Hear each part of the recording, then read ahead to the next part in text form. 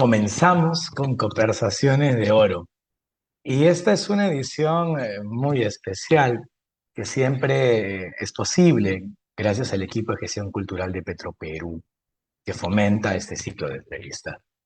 Estos encuentros comenzaron en agosto de 2020 y parecían terminar en diciembre de 2022, pero han encontrado su manera de proseguir una fecha más.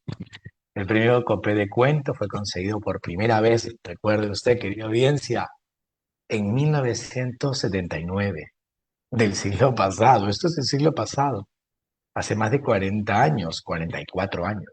Yo tengo 46, así que casi tengo contemporaneidad con el premio Copé. Pues bien, esta cita es una cita muy especial porque nos lleva a acercarnos al premio Copé de Cuento más reciente, aquel que ha sido designado, determinado y resuelto en el 2022. De antemano quiero que ustedes sepan que el jurado calificador fue excepcional, un jurado que nos da fe de la responsabilidad con que trabaja Petroperú, COPE en particular, para mantener el prestigio de este galardón. El jurado estuvo conformado por Miluska Benavides, por el Ministerio de Cultura, Eduardo Hopkins, por la Academia Peruana de la Lengua, Gisela González Fernández, por la Universidad Nacional Mayor de San Marcos, Carla Sagasti, por la Pontificia Universidad Católica del Perú, y Rocío Quispeañoli, por Petroperú. Este año, pues la cosecha era numerosa. Se presentaron 1900, 1960 trabajos, que es un número en verdad bastante elevado. Está entre los números más significativos del COPE. Pues bien, el premio COPE de Cuento tiene siempre un proceso que tal vez hoy tenemos oportunidad de conocer, hablando con una de las jurados del último certamen. Ya les comentaré que contaremos con Rocío Quispeañoli y también, por supuesto, con la persona que ganó el COPE en el año 2022. De los 1960 trabajos participantes, se seleccionó la obra Días de Prueba, Esperando a Paradise. El seudónimo con el cual se presentó fue Gabrilo Daria, y por supuesto es el trabajo ganador del concurso. Cuando se abrieron los sobres y se determinó la referencia exacta de a quién correspondía ese trabajo, pues nos dimos con una sorpresa ya en las notas de prensa y el jurado también, y Copé y todo el mundo, que es David Orlando del Águila Quevedo. Por supuesto, recibió el trofeo del Copé de Oro y los 25.000 nuevos soles, que corresponde a la dotación del Copé de Oro a la fecha. Pues bien, hablaremos hoy con una de las jurados, hablaremos del cuento, hablaremos de las temáticas que subyacen al cuento y también hablaremos con el ganador. Todo eso en este programa especial para ustedes, como siempre en viernes, como siempre a las 11 de la mañana del Perú, ahora 11:06 de la mañana. Yo, como saben, estoy en España, con el horario un poco por delante. Son las 16 horas con 06. Nuestro entrevistado está en el Perú, más no en la capital, aunque la base de acción esté en la capital del Perú con el equipo de Petroperú, y Rocío Quispeañoli en Estados Unidos. ¿Quién es Rocío Quispeañoli? Pues bien, es catedrática de literatura latinoamericana en la Universidad del Estado de Michigan y jefa además de redacción de la revista de estudios de género y sexualidad. Ha publicado extensamente sobre Guamada Ayala y también sobre escritores y artistas indígenas, mestizos. Es además una valiosísima escritora, además de investigadora. Viene trabajando denodadamente por perspectivas del futurismo en la narrativa peruana y latinoamericana. Por mi parte, yo la he leído en más de una ocasión. Yo siempre mencionaré con cariño, con gratitud, un libro suyo llamado Nobles de Papel, Identidades Oscilantes y Genealogías Borrosas en los Descendientes de la Realeza Inca. Para mí fue fundamental a la hora de afrontar mi tesis doctoral y además fue motivo de más de un diálogo con gente amiga como varios doctorandos que éramos en aquel entonces. Pues bien, esta admirable investigadora, docente y escritora peruana radicada en Estados Unidos es nuestra primera invitada para hoy. Así que primero, Rocío, muchísimas gracias por sumarte a esta conversación, por estar con el ganador del COPE que viene más tarde, conmigo, con la gente de Petroperú, con la audiencia. Bienvenida. Muchas gracias, Juan Manuel, y muchas gracias al Centro Cultural Petroperú por invitarme a esta conversación y felicitaciones de nuevo a David por ese magnífico cuento que ha ganado muy merecidamente el premio Copé. Y para esta conversación lo he vuelto a leer. Yo recuerdo la primera Ah, vez que lo leí cuando era jurado, dije, este va para ganador. Era uno de mis top para ganador, ¿no? Y luego, ahora para esta conversación, lo he vuelto a leer ya con una mirada más analítica y como ahora vamos a conversar, es un cuento superiormente escrito. Así que felicitaciones. qué bonito, gracias Rocío, qué gratificante es que alguien que ha sido jurado en un certamen como el COPE tenga parte de tal complicidad con la obra ganadora. Es valioso porque nos plantea una idea que a mí me importa mucho y es qué significa ser jurado del COPE, qué entraña esta labor en calidad de jurado, cómo la llevaste. Digo esto porque además no es la primera vez que hablamos en el contexto de estas entrevistas sobre el COPE. Yo mencionaba al inicio, querida audiencia, recordarán que en agosto del 2020 comenzamos con estas conversaciones, que son las conversaciones de oro, y la primera persona con la que hablé fue justamente Rocío Quispeañoli. Así que con una mirada casi andina y circular, estamos dando vuelta en el tiempo. En ese entonces creo que no había sido jurado, sí, me quedo con la duda, pero ahora ya ha sido jurado y podemos hablar sobre esa experiencia quizá de manera preliminar, querida Rocío. Sí, esta es la primera vez que soy jurado en la competencia COPE. Recuerdo cuando me invitaron, Aldo Durán y su equipo me invitaron a participar, yo acepté entusiasmadamente, pero es una tarea bastante, ¿cómo decirte? No quiero decir que es pesada, pero Ah, no. de gran calibre, ¿no? Por la cantidad, por el número de textos recibidos y los textos que los miembros del jurado tuvimos que leer, ¿no? Entonces, éramos cinco, bueno, siempre somos cinco, ¿no? Yo creo que este es el primer año en que cuatro de los miembros del jurado somos mujeres.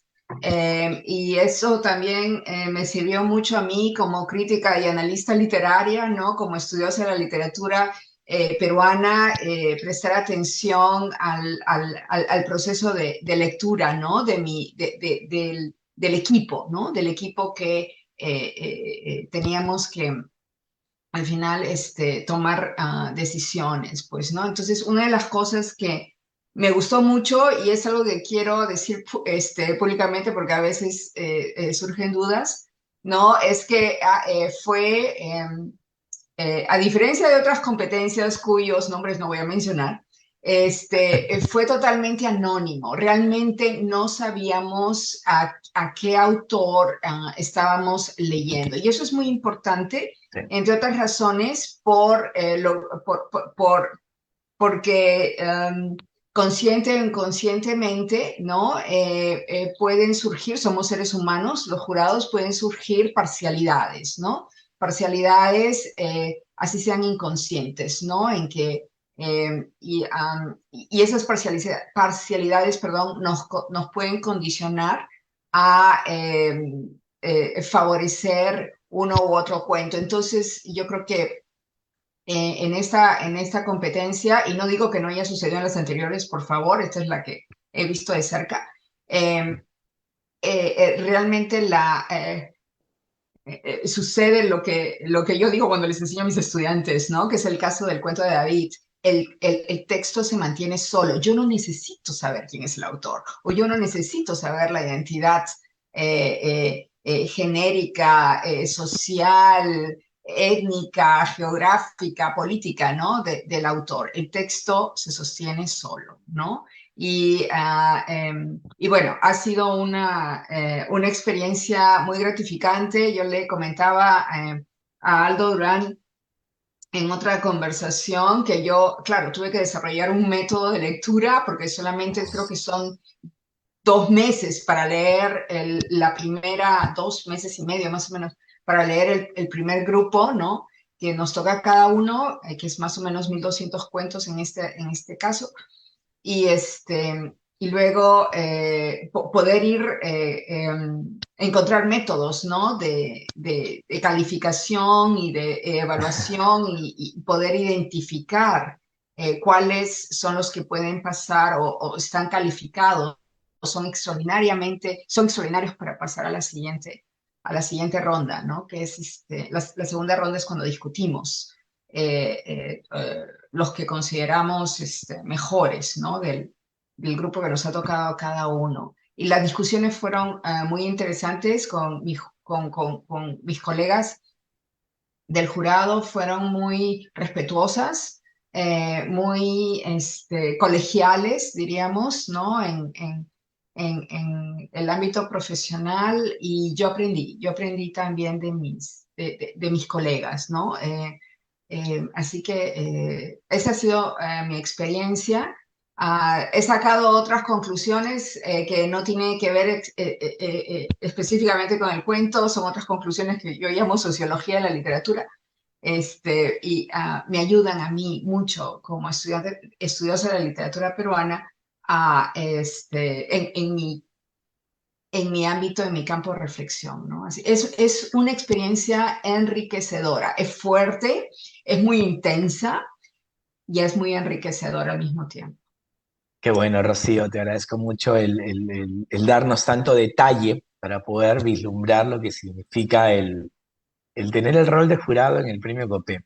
Ahora, al comenzar a hablar en esta tarde, por lo menos tarde en este lado del mundo y mediodía del otro lado del Atlántico, tú ya manifestabas tu absoluta rendición y devoción y vocación en torno a Días de Prueba Esperando a Paradise.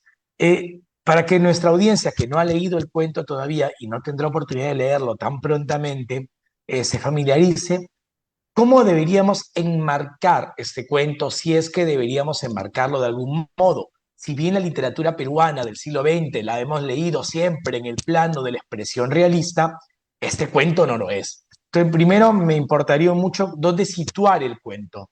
Y a partir de ahí, tal vez establecer 2 o 3 elementos diferenciales que llamaron la atención poderosamente para concederle el oro.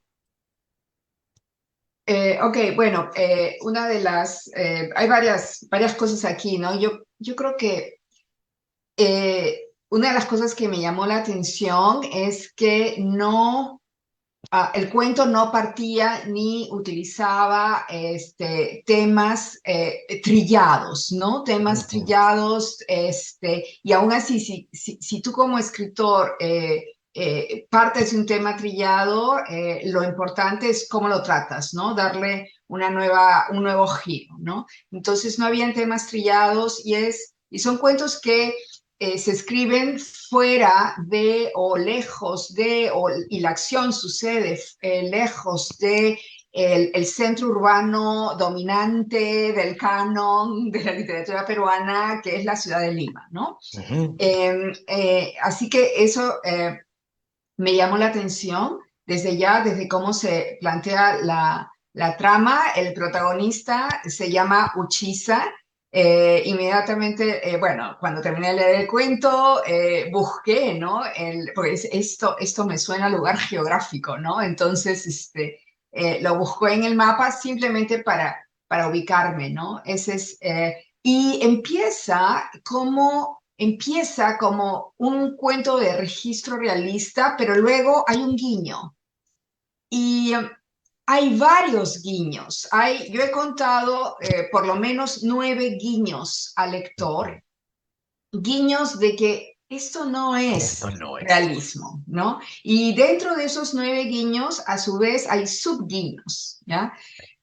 Y el autor que produce este cuento, ¿no? Maneja muy bien el contrato de ficción con su lector potencial, construye el suspenso a un muy buen ritmo. El ritmo está muy bien, por eso Sí, digo que está superiormente escrito, sí, ¿no? Y los guiños son muy sutiles, son mucho. muy sutiles. Entonces, no encuentras, esta ha sido mi experiencia. Yo no me di cuenta de todos los guiños hasta la segunda o tercera vez que lo leía. La primera lectura no me di cuenta. Ahora, ¿por qué no me di cuenta? Porque estaba leyendo muy rápido, porque tenía que Claro, claro. leer una enorme cantidad de cuentos y aún así, sin darme cuenta de todos los guiños, me gustó mucho por el tema, me di cuenta del ritmo que estaba muy bien planteado, está muy bien Sí, escrito, muy, maneja muy sí. bien el lenguaje y además maneja un lenguaje hermosamente literario. El autor, David, utiliza tiene metáforas muy lindas, el cuento sin hacerlo ininteligible, ¿no? Porque a No, veces, si le prestas mucha atención al tecnicismo, ¿no? Del lenguaje literario, entonces te pierdes, ¿no? Uno de esos guiños, y quizá cuando hables con David lo puedes sí. abordar, es, por ejemplo, bueno, hay un personaje central y hay un elemento que es el de la polilla, ¿no? Ujú, Entonces, la polilla aparece en diferentes ocurrencias, vamos a ponerlo así, y al principio no te das cuenta, piensas que es un elemento, parte del fondo, ¿no? Del cuento, y luego te das cuenta que es uno de esos guiños, ¿no? Que te está ayudando a separar dimensiones sí, distintas de las cuales no te das cuenta hasta el final. Tiene una vuelta de tuerca hacia el final que sorprende al lector y eso causa satisfacción al lector. Yo quiero que me sorprendas, que me hagas pensar, que me hagas dudar, ¿no? Y esto es lo que logra este cuento. Voy a dar un ejemplo, sí. no de los niños, sino del lenguaje literario, poético, que David maneja muy bien, que lo planta a lo largo del cuento en los momentos adecuados, pero tampoco atosiga, ¿no? No Ajá. atosiga. Por ejemplo, en la sección lunes, él habla, el bosque está, él escribe, perdón, o se escribe, el bosque está solo a unos pasos, los grillos y las cigarras ensayan un himno que se expanden como un radar, ¿no? Ujú. Y está describiendo la atmósfera en la que se está moviendo el personaje. Y así como otro ejemplo, si me lo permiten, Por supuesto. recuesta, perdón. Por Oh, sí. supuesto que sí. Ya. El personaje, recuesta la cabeza sobre la hierba. Una brisa agradable balancea las hojas, la luz trasluce entre ellas y se desliza por los árboles. Uchisa levanta la mano y trata de atrapar esa claridad. Se viste de ella como un guante. Aquel momento es lo más parecido a la calidez de un saludo en mucho tiempo, o mejor aún, lo más cercano a una caricia. Es hermoso. Sí. Realmente, David, muchas gracias, es hermoso, porque lo disfruto, ¿no? Hay un placer ahí de la lectura y así como este, hay varios ejemplos a lo largo Sí. del cuento. La otra cosa esto es algo que he aprendido con las experiencias de lectura, es que cuando eh, un buen texto literario se trasciende a sí mismo y te invita, te provoca volverlo a leer. Y cada vez que lo lees otra vez, descubres cosas que no descubriste antes. Y ese descubrir nuevas cosas, nuevas lecturas o nuevos elementos, te produce placer. ¿no? Y esto es lo que sucede también con este cuento, ¿no?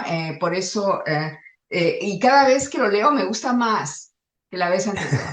Y esa es una Sí. característica de el texto literario, ¿no? Así que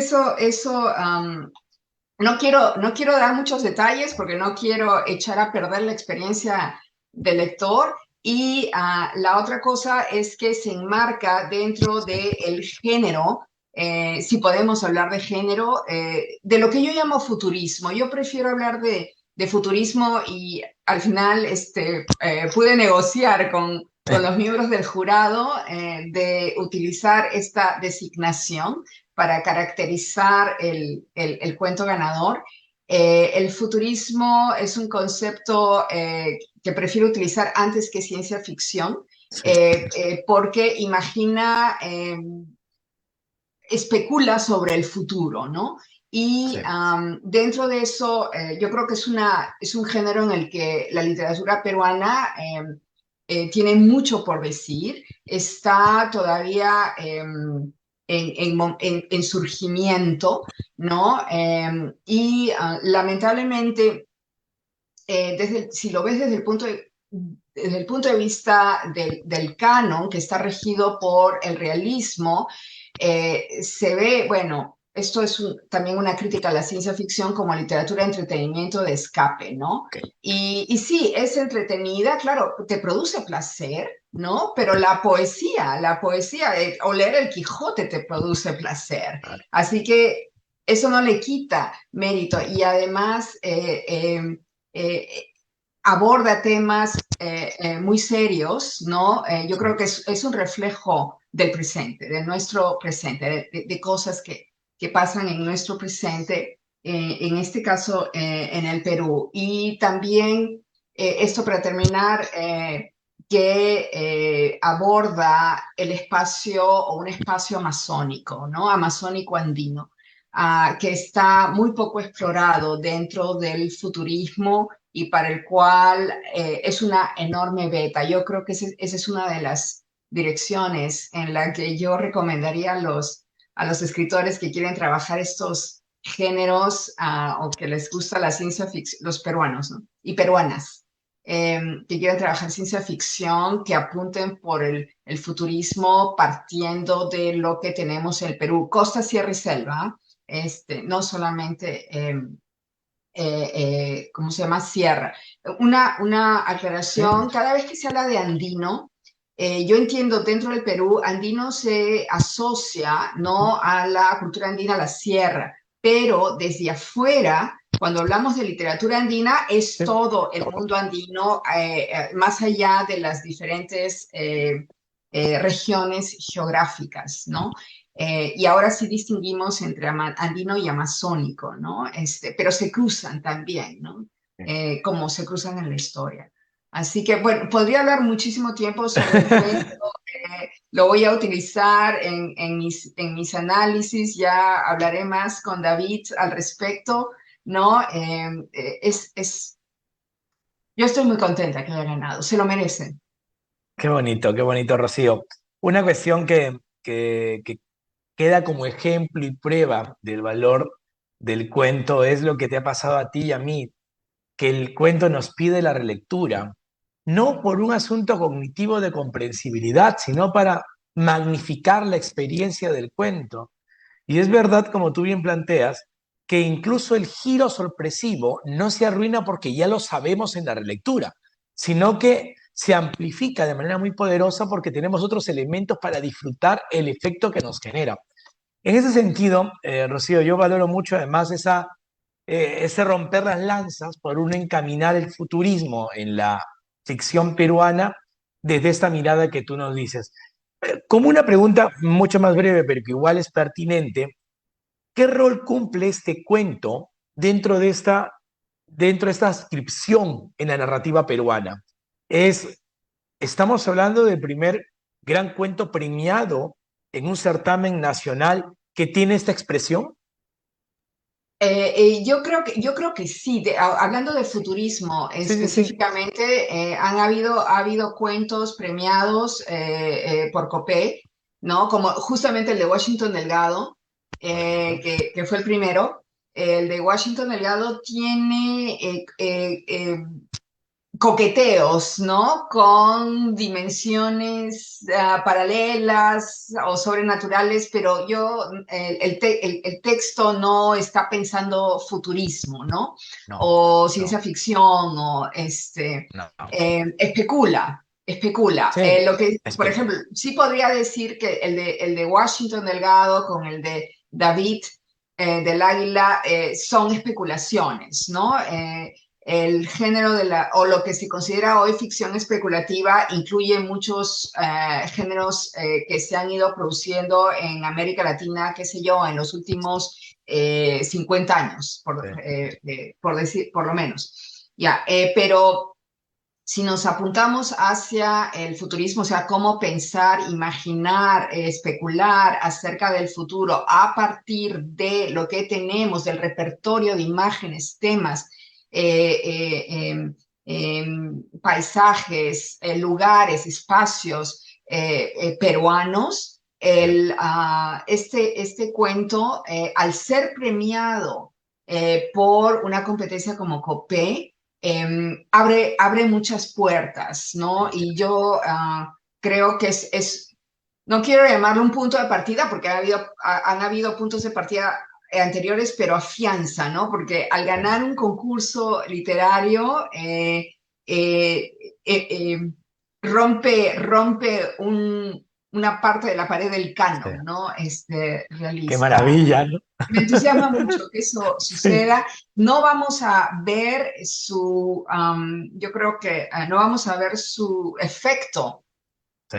de inmediato. Esto toma tiempo, o sea, pero yo creo que en el futuro, de aquí a muchos años, cuando se abre del género en la historia literaria de Perú, este cuento de David, va a ser mencionado, va a ser apuntado, ¿no? Como uno de los que rompe la pared, ¿no? Para darle cabida a otros por venir. Claro que sí. Rocío, ya en el tramo final de esta conversación que te agradezco mucho, me alegra volver a verte siempre en pantallas. Hace unas semanas te vi en Gran Canaria cuando hablabas con Rosalía León Chiliotti y con Ana González. Yo pasé por ahí un rato, no pude pasarte la voz porque andabas en conferencia, pero siempre tenemos pantallas que nos acercan. No obstante, no sabe la audiencia, pero esto lo veníamos haciendo con Rocío, hemos estado compartiendo WhatsApps y no quería dejar pasar primero un abrazo muy fuerte a ti porque la semana pasada no ha sido especialmente sencilla. Si esta semana con temperatura de -0 grados ya es espantoso, lo de la semana anterior es brutal. Tú, que siempre eres capaz de sintetizar lo problemático y sacar lecciones de allí, ¿hay algún balance que se pueda compartir para nosotros en general en torno a la violencia, en torno a esta experiencia tan brutal en Michigan y el tiroteo y estudiantes cuyas vidas fueron cegadas? Bueno, yo escribí en mis medios sociales que el tiroteo sucedió, para los que no lo saben, un tirador entró a un aula de clases en Michigan State University, que es donde trabajo, el lunes 13 de febrero a las 8:00 y pico de la noche y empezó a disparar, ya, a mansalva, ¿no? Y han muerto 3 estudiantes, 5 heridos en condición crítica y el profesor de esa clase cuyo nombre es Marco Díaz Muñoz, es profesor de literatura latinoamericana en mi departamento y es amigo mío, ¿no? Entonces, o sea, yo nunca había experimentado, ¿no? Aunque yo no estaba en el aula de clases, pero yo no había vivido este tipo de experiencia. Así que la semana pasada fue muy dolorosa, fue como de duelo. Yo he pasado por las diferentes etapas de duelo entre modo de supervivencia a tristeza, a cólera, a dolor, ¿no? Y luego a la incertidumbre de que cómo voy a hacer mi clase la semana siguiente, que Claro. el lunes 20 yo tenía que estar de regreso a clases y eh, eh, como escribí en mis medios sociales, mi clase del lunes 20 fue la clase más difícil que he tenido que dictar bueno, que enseñar en mi vida, ¿no? Y cuando terminó la sesión, porque en realidad no hicimos contenido, sino que reflexionamos en grupo lo que había pasado, etcétera, ¿no? Y luego abordé los cambios necesarios en el curso, yo sentí un alivio de que era Mm, algo así como que yo había pasado una ola de tsunami sí, gigantesca que no sabía cómo manejar, ¿no? No nos preparan. Yo creo que no, nadie está preparado para manejar no, eso porque tú eres el maestro, tú eres el líder en el grupo, tú eres el sí, ejemplo, como dicen en inglés, tú eres el adulto. Así que claro, tú también estás de duelo, pero tú eres el adulto y los sí, estudiantes se están mirando a ti, ¿no? Y se lo debes a los estudiantes. Así que eso ha sido parte del crecimiento. Lo he compartido con la experiencia con muchos profesores. Hay mucha solidaridad. Eso es muy bonito, es muy conmovedor, ¿no? sí. Genuina, espontánea, ¿no? Mm. Ayudándonos los profesores unos a otros.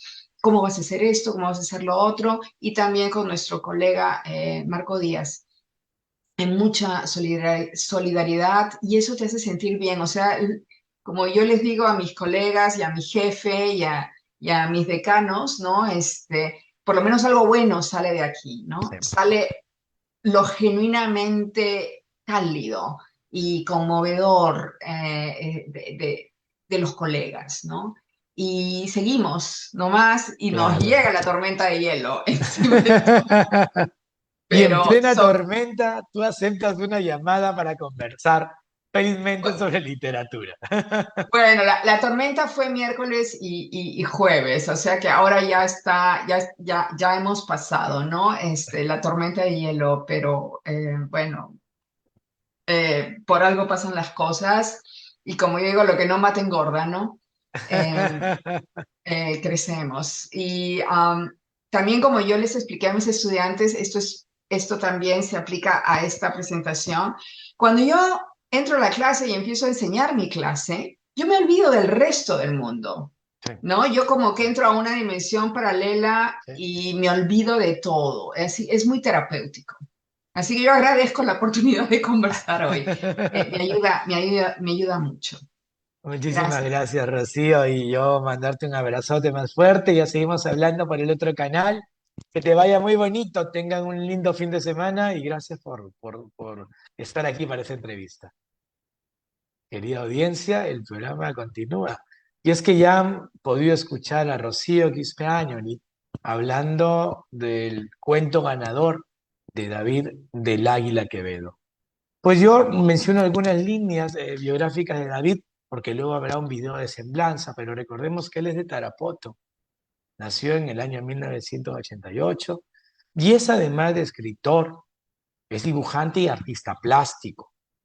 Ya había ganado los Juegos Florales de la región San Martín hace 15 años y un poco más, con un cuento, pero a la vez vino a publicar poesía en 2010. Fue cofundador del colectivo cultural de su región en el 2011 y forma parte de un colectivo de muralistas hacia el año 2014. Entonces, cuando hablamos de David del Águila, hablamos de alguien vinculado con múltiples manifestaciones y varias formas de expresión que van con la escritura, que van con el dibujo, que van con la pintura, van con la plástica. Ojo, que en el 2022 ya había sido finalista del concurso de cuento El Búho y sus poemas y cuentos van recogiéndose en diversas antologías, en medios digitales e impresos. Así que dicho todo esto, vamos con el video de semblanza que ha preparado, como siempre, con tanto cariño y pertinencia, el equipo de gestión cultural de Petroperú.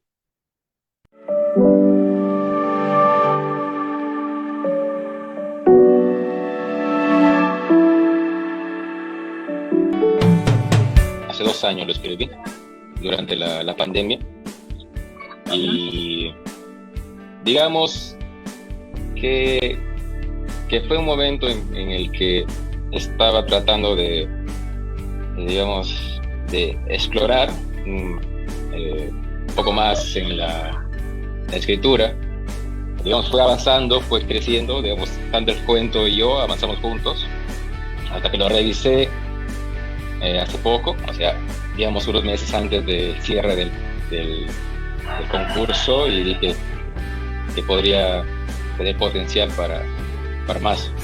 Y lo mandé con la ilusión de, como todos, de ganar el copete.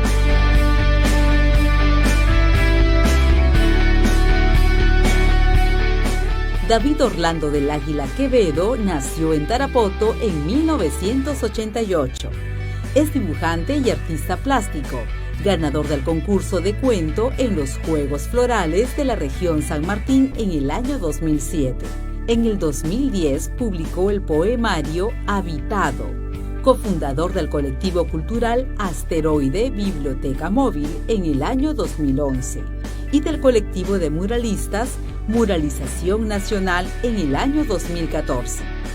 Desde el 2006 ha publicado viñetas sátiras bajo el seudónimo de Elefonte en diversos medios a nivel nacional como el diario Voces, la revista El Tarapotino y el suplemento cultural El Dominical del diario El Comercio. Finalista del concurso de cuentos El Búho en el año 2022. Sus poemas y cuentos han aparecido en diversos medios digitales y antologías como Urbanotopía, Poesía Supercontemporánea del Perú y Estados Unidos y Novosonía.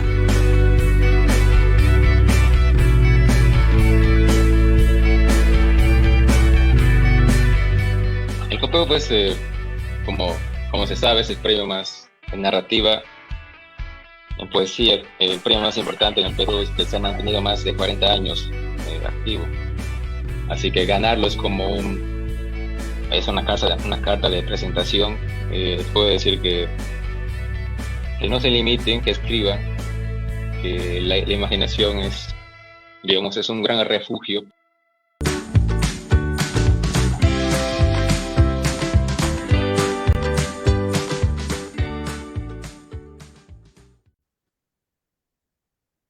David, un fuerte abrazo a la distancia. ¿Cómo estás? Y gracias por aceptar la entrevista.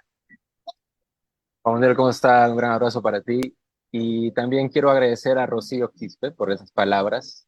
Estoy muy conmovido por lo que ha dicho sobre el cuento.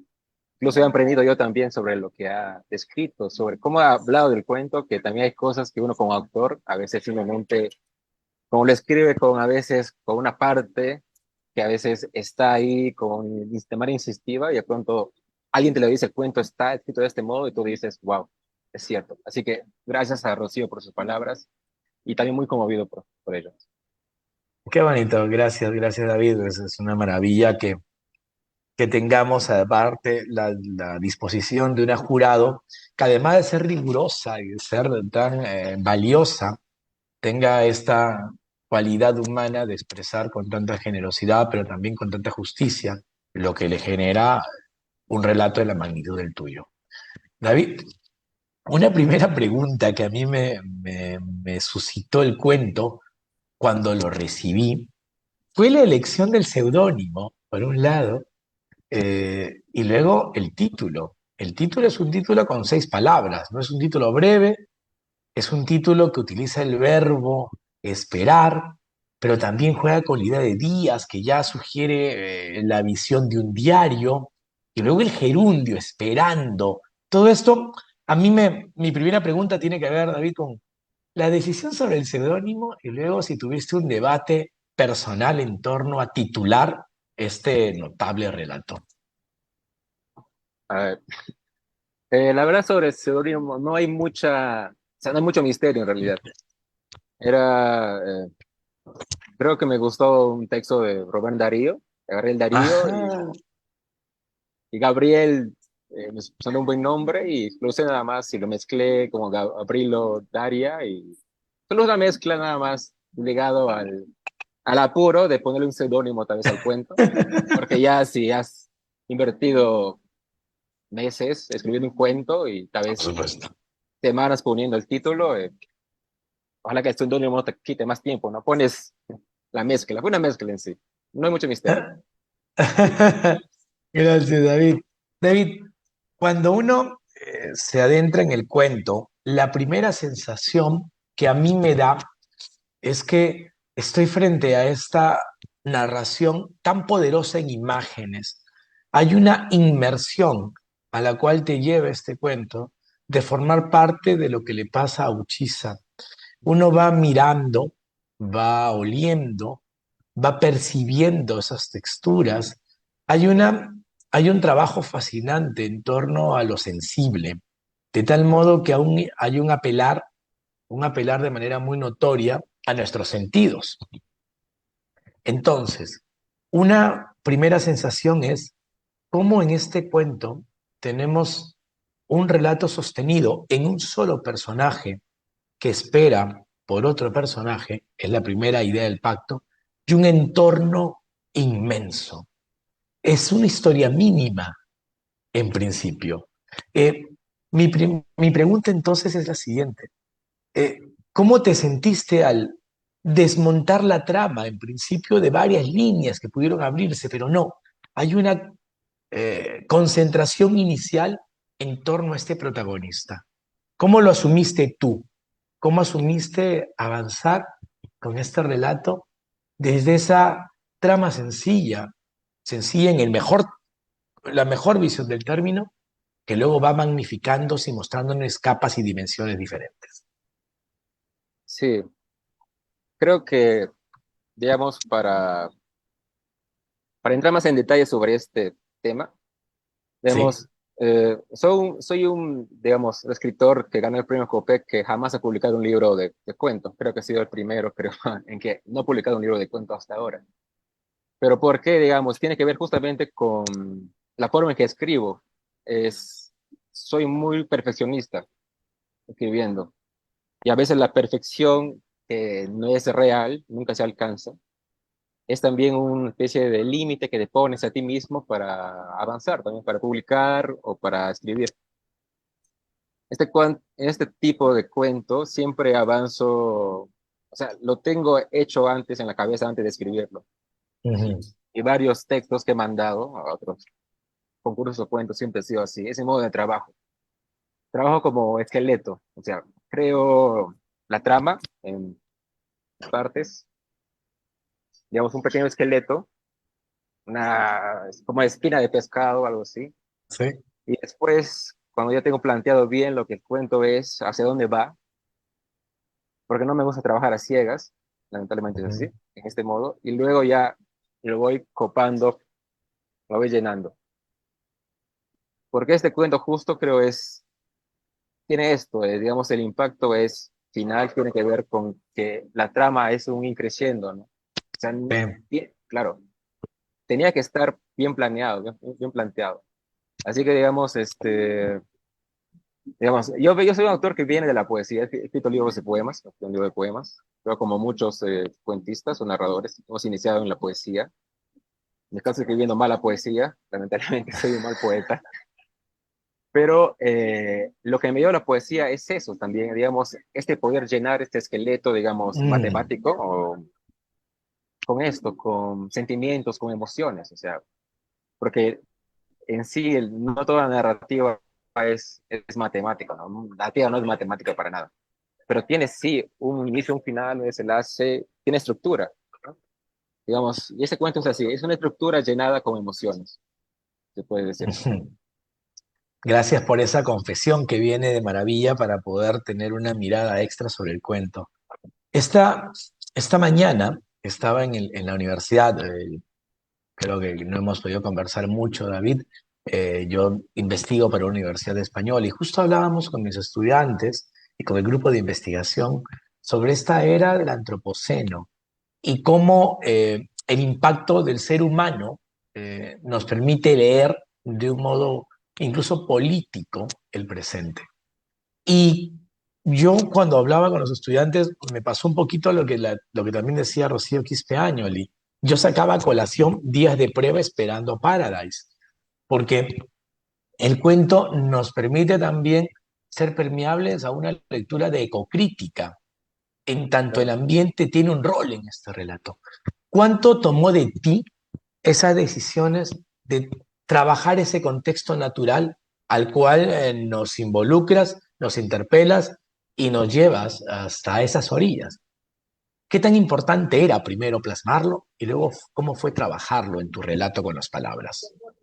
Claro. Creo que la respuesta sería casi todo, porque, o sea, soy de Tarapoto, he nacido ahí, y digamos, desde lo básico, desde mi infancia, digamos, ver cómo mi casa, que antes era un jardín hermoso, puede decirlo, lleno de árboles, por el simple hecho del avance del tiempo, se ha ido convirtiendo en, no sé, un lugar con más cemento, menos Ujú. plantas, digamos, y no solamente yo, digamos, es el entorno mismo, ¿no? Digamos, como terapotino, como amazónico, que hemos crecido con esto de darle un valor importante a la naturaleza. O sea, desde el inicio, desde nuestros mitos y leyendas, donde las plantas son sagradas, los bosques son sagrados, yo he crecido con esas historias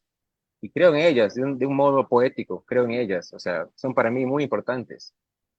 Y en sí, mis amigos, personas que conozco y quiero, o sea, todos, incluso yo, somos personas que tendemos naturaleza, hemos estado siempre metidos en luchas medioambientales, hemos estado en proyectos para salvar ríos, para cuidar especies, hemos estado siempre así, o sea, no, creo que muy, muy pocos amazónicos no tenemos, digamos, somos realmente estamos muy metidos en esto del cuidado del medio ambiente, o sea, es como que viene ahí con nosotros. Así que, digamos, este cuento es para mí, o sea, y para muchos, digamos, he seguido narrativa regional. La temática esto del miedo a perder lo que nos rodea, la naturaleza, está ahí, siempre presente. O sea, que ahora se haya ganado el premio Copé, digamos, un cuento en este sentido, es también un homenaje a estas pequeñas historias que han estado escritas también desde mucho tiempo en la región San Martín, en la Amazonía. Así que es importante, o sea, te digo, que este tema es un tema que viene desde que yo he nacido, desde que antes de mí, desde que va a seguir, supongo, hasta que yo desaparezca y desaparezca, digamos, ojalá que no desaparezca la naturaleza, ¿no? Pero digamos, es esto, es un tema que tiene que mantenerse. Una cosa una cuestión que uno percibe en la lectura del cuento y que viene a colación con tu respuesta, que te agradezco, David, es que el cuento es permeable a esta forma racional de estructurarlo, se puede olfatear y a la vez se puede entender claramente toda la sensibilidad que hay detrás para poder contarnos esa historia. Y es muy atractivo el sentir ese equilibrio creativo de estos planos que en ti convergen y que hoy nos confirmas en esta respuesta. Ahora bien, cuando uno ya está seducido completamente en días de prueba, esperando a Paradise, en tu cuento ganador del Cope de Oro, de que esto ocurre en un entorno natural, identificamos como amazónico, y estamos esperando que por favor aparezca Paradise, que van pasando los días, lunes, martes y miércoles, que la polilla aquella que mencionaba Raciel Quispeño, pero la pantera también, con el niño de la pantera, llega un momento en el cual está ese giro fabuloso, tremendo, de que aquello que era una expresión realista muta a otra expresión. Claro. Entonces, la pregunta es, ¿en qué momento asumes que este cuento, que ha persuadido al lector desde una forma de expresión, va hacia otro camino? ¿Y cómo ha sido ese trabajo? ¿Cómo ha sido ese trabajar el relato, David? Pero como te comenté antes, digamos, o sea, hay cuentos, sí, o sea, digamos, como te digo, que yo vengo de la escritura de la poesía. Claro. La poesía es esto, este impulso, ¿no? Este rayo te cae, ¿no? Por encima de ti y te traspasa y luego ya está en el papel escrito, ¿no? Pero y supongo que hay cuentos, he escrito cuentos que son así, ¿no? Muy emocionales, son inevitables cuentos, ¿no? Que tienes que sacarlos ya, palabras que tienes que sacarlas ya y es todo o nada. Pero creo que en esta ocasión, porque además, así lo quería, digamos, en las circunstancias, porque fue durante la pandemia que lo escribí, Ujú. que eran días repetitivos también durante la pandemia, Sí, días de prueba también, sí. esperando algo, ¿no? Esperando que tal vez se acabe la pandemia en algún Ujú. momento, esperando que vengan las vacunas. Y tenía también este ambiente también de repetitivo, de que hacer cosas que se hacían todos los días. Y esta misma sensación, digamos, de esperar, de Ujú. estar siempre a la espera, en tensión, también, digamos, se transmitió un poco a al cuento. Y así que, digamos, el giro, digamos, final, que es importante, o sea, es importante en sí para el cuento, pero no en sí para... O sea, no es algo que desbarata el cuento, digamos, es que le da un Ujú. impulso más al cuento. Digamos, el giro ya estaba, fue el primero que me se me ocurrió, fue el giro. El giro fue, digamos, la idea principal. Incluso puede empezar del giro, ¿no? Y luego empezar una historia triste sobre un personaje que cree que es algo que no es, ¿no? Así que, digamos, la estructura fue hecha ya, digamos, el cuento ya estuvo hecho antes de ser escrito. O sea, me tomé el tiempo de... yo vengo, yo soy alguien que viene de dibujo, ¿no? Hago Claro. historietas. Y antes de hacer una historieta hago un boceto. O sea, hice el boceto del cuento antes de ser escrito. Porque como trabajo mucho el dibujo, Sí. digamos, de una manera muy visual, digamos, visualmente he hecho he escrito el cuento, ¿no? Hice boceto del cuento, digamos, en mi cabeza de manera visual, imaginativa. Así que, digamos, el giro es lo principal para mí, porque es el golpe Ajá. tanto para el personaje y para el lector. Así que, digamos, puedo decirte que el giro fue lo primero y luego la trama lo después. Ahora, entrando al cuento, gracias David por contarnos lo que nos has referido. Entrando al cuento, por ejemplo, tenemos a Uchiza en varias facetas. Está la del pescador, hay varias facetas, pero hay una que a mí me llama de manera muy poderosa la atención, y es el Uchiza lector, porque las lecturas que tiene a mano son muy distintas. Tenemos este libro de 1700 ilustraciones de todas las aves de su jardín, pero luego tenemos esta versión muy peculiar de Moby Dick, que no es Moby Dick, pero también lo es, que es de Merval Heming. Y tenemos, claro, a la entrañable historia de Ahab. Y no solamente estos dos libros. ¿Dónde estaba esta vocación creativa en ti para que tu cuento jugara con una intertextualidad de planos también muy distintos, de lo realista y de lo no realista? Claro, esto es en parte, digamos, digamos, fue uno de los máximos guiños de los que habla Rocío, Claro. eh, del cuento, como para dar al lector algo, decir que hay algo demasiado raro extra acá, demasiado extraño, va en contra de lo que yo sé, ¿no? Porque todo el mundo sabe que Moby Dick no es el bañero amigable, ¿no? Y todo el mundo sabe que el capitán Ahab no es alguien entrañable, no es alguien amoroso, cariñoso, ¿no? Con los animales. Digamos, era más también tanto para el personaje decirle que, no sé, que no vaya a destruir lo que está afuera, y para el lector Mm, decirle algo muy raro está acá.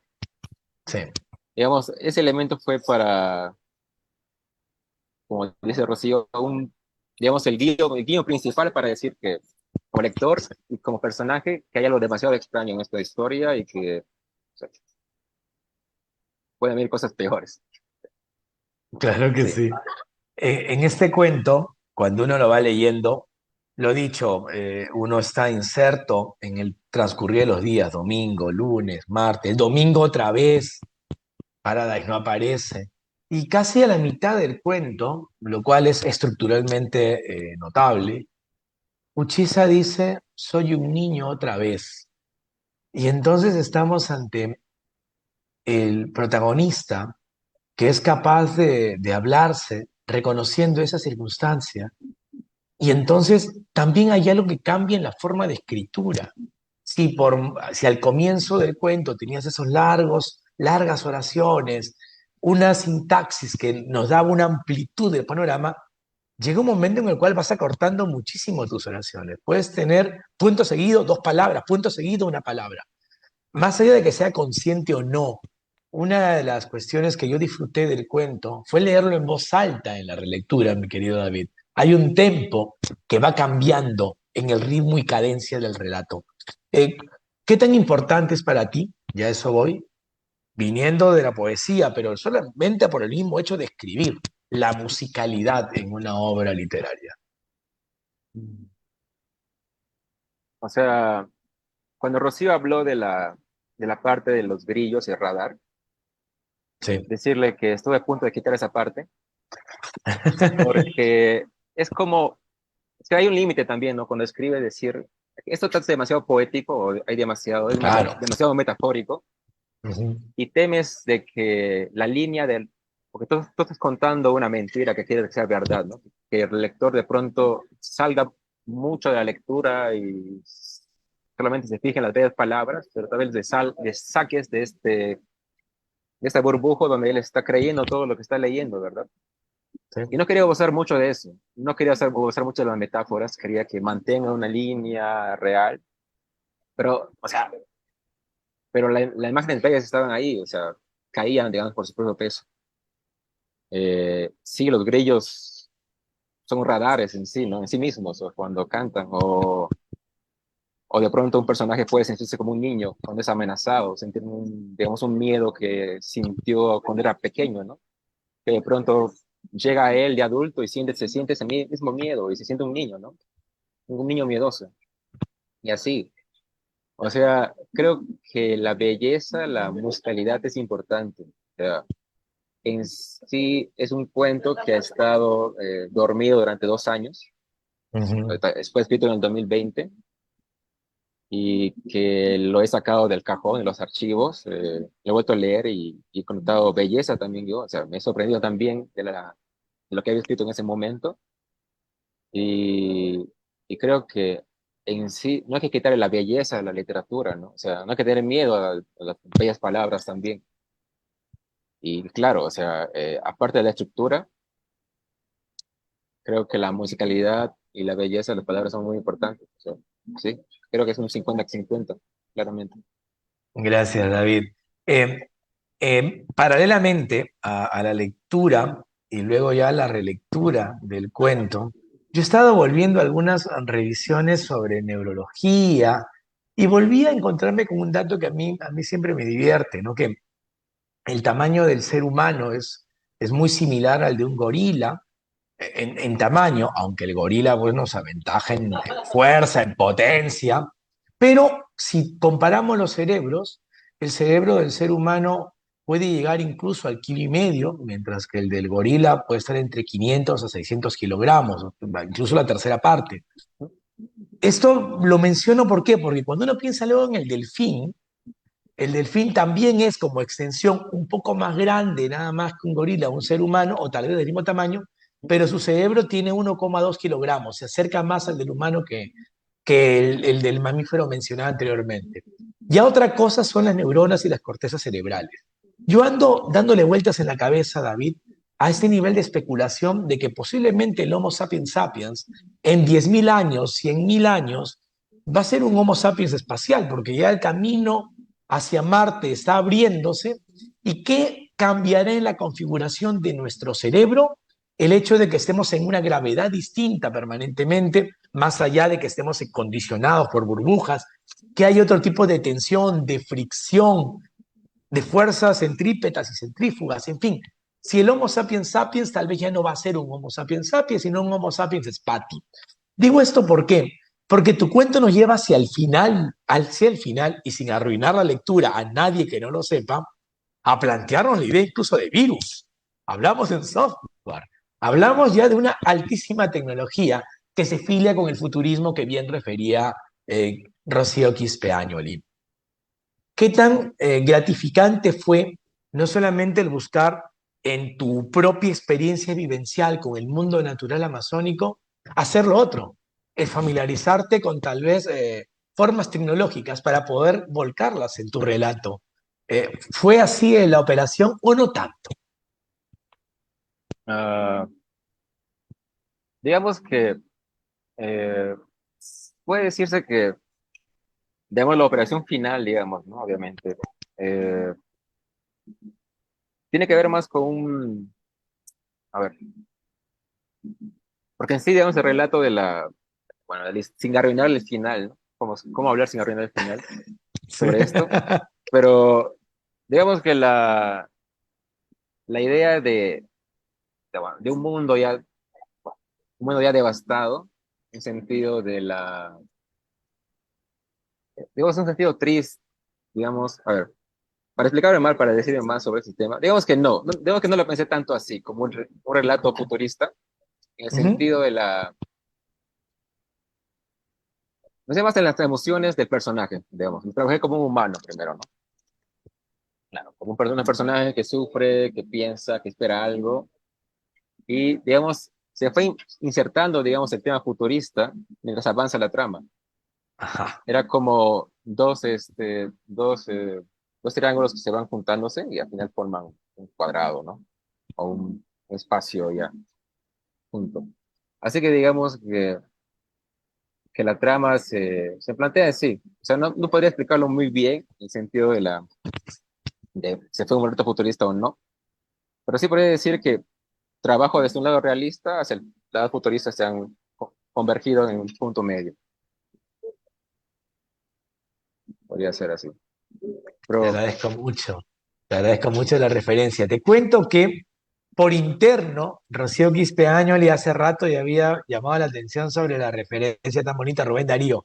Igual me pasa por la cabeza. Toda vez que alguien habla de Rubén Darío, yo ya estoy de acuerdo de antemano, David. Esta conversación ya comenzó de maravilla con esa referencia y con todo lo que ha seguido añadiendo.